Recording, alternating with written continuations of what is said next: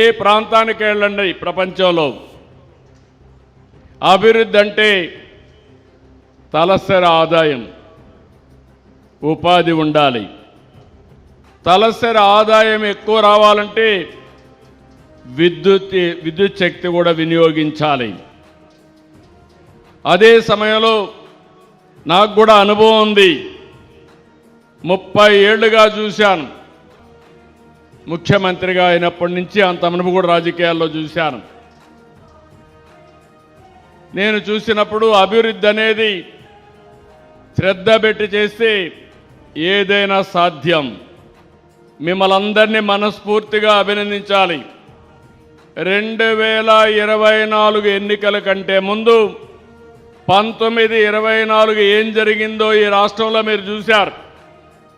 విధ్వంసం, ఎక్కడ చూసినా అభివృద్ధి ఆగిపోవడం, అనేక సమస్యలు వచ్చాయి. ఆ రోజు నేను మా మిత్రుడు పవన్ కళ్యాణ్ గారు ఇద్దరం కలిసి ఆలోచించాం.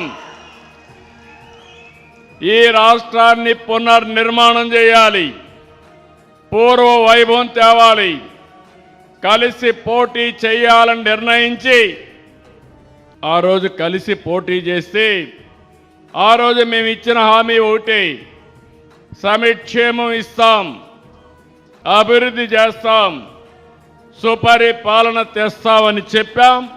మీరు నమ్మారు.